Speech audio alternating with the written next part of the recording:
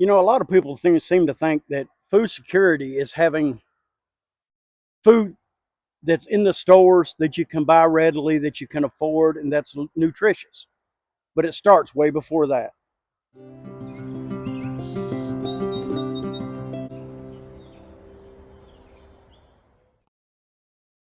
It's been about 8 weeks now since everything went in the ground, and the garden has went through a lot of changes. Food security really starts with growing your own food, so you know exactly where it came from. You know exactly what fertilizers and amendments have been done to it.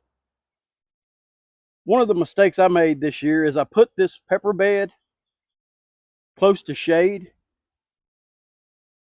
and it gets shade about half of the day, it seems like. I may move it for next year and maybe put my brassicas and stuff like that in this bed, maybe some cabbages, something that don't require full sun. Peppers love it hot. My two cucumber beds make up about mostly straight eight cucumbers. I think next year I'm going to change it up and maybe grow some English cucumbers, some of the Burpless variety. I don't really have a problem with cucumber beetles, thank goodness, here in Southwest Virginia. But I'm thinking about just changing it up and growing a different variety.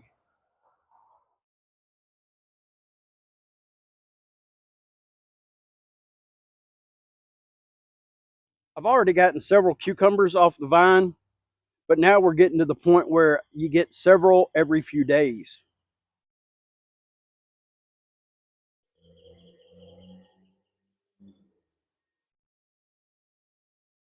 Tomatoes are always a staple in the garden. There's nothing better than a sandwich with a big slice of fresh tomato on it. I don't really grow any for canning. I may start doing that in years to come. What I decided to do this year is these are all indeterminates, but I've decided to keep at least one sucker per plant and to see how production is when it comes to that. Everything now seems to be super processed food. Even French fries from your local fast food place, some of them got 6 or 7 ingredients in them. It just in French fries. I don't understand that. You know, to add nutritious meals to your family's diet, to me, it's critical. You need to know where your food comes from. You need to know that what's been put in it, what's been put on it. You know, I can take everything in my garden, take it straight inside and eat it. Unless a little oval bed, we've got Walla Walla onions and some carrots thrown in. I don't know with the heat we had. I just don't know how many of them are going to make it. We'll just have to see. This is our bean bed. It's got Blue Lakes in it. It's only 4 foot by 8 foot. I definitely need a bigger one next year. If I can pull this off, rabbit proofed it, so hopefully I'll be able to get a lot of beans off of it this year.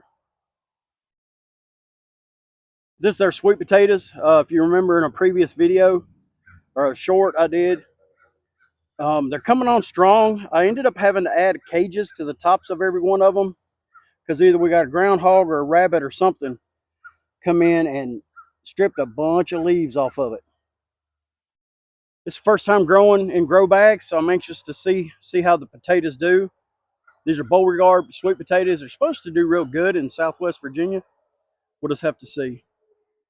These are black raspberries. We used to have a huge plot right here of black raspberries. I mowed them all down, and I decided I'm gonna start trying to do them in rows because the patch got so big that I couldn't even reach the ones in the middle. So I'm gonna put these up on trellises. Saw a video on it. I'd like to try it just to see how it goes with trellis running that way, and then trellis them up running this way. It seems to I like the video, so I'm thinking about trying it. I think it's going to work out great. As you can see, the gardens went through a lot of transformation as far as the black fabric. I bought a roll of it at auction site and decided instead of mowing this thing down every week or two, to just put down some black fabric. I've got in the works, got some more ordered to try to do more areas of the garden, but I think it'll help me maintain it a lot better.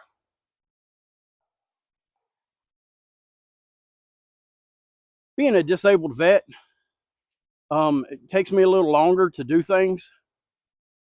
Um, but being disabled shouldn't keep you from being out in the garden. You can grow in grow bags. You can grow most everything in the garden. You can grow tomatoes in a 5-gallon bucket. You can grow peppers in a 5-gallon bucket. You can grow zucchinis, squashes, all in 5-gallon buckets. It doesn't have to be a big production. Anything that you grow, trust me, I don't know what it is about it, but it even tastes better. And I'm not sure why, but it just seems to taste better.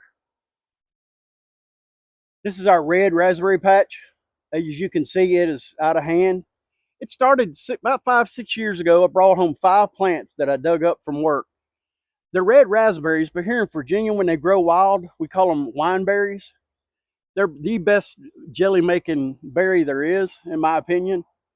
I plan on cutting all this back in the fall and doing the trellis, just like I've done over at the black raspberries.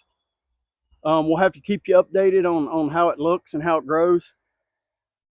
Plus, it'll free me up to do more space in the garden. I'd love to do more. I just don't know if I can physically do more. Over here is zucchini and squash in this small bed. I decided to do them in cages just to keep the leaves up off the ground. Maybe the pollinators can find it better that way. I'm not sure, but I'm willing to try it. I mean, everything's an experiment when you're working in the garden. In this bed, it's kind of a mix match bed. It's got everything from oregano to basil to strawberry. I had a couple of lettuce groups growing. The rabbits got it. It's even got some borage. Obviously, I need to do something with this bed. I'm going to tear it down and move it.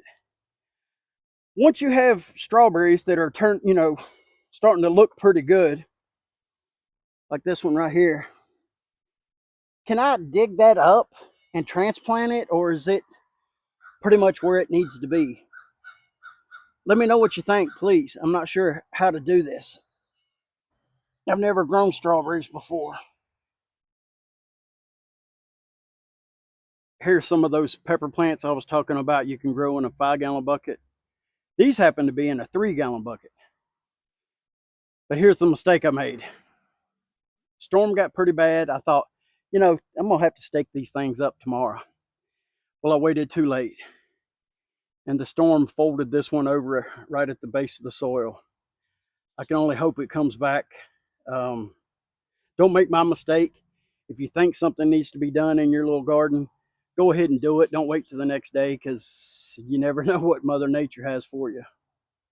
All of us can do something when it comes to gardening.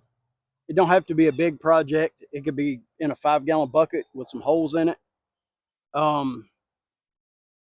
There's nothing better than the feeling and the connection you have with your garden when you grow something. I don't know if I guess it's spiritual, but there's nothing better than that feeling of taking food out of your garden for your family to eat. Thanks for watching.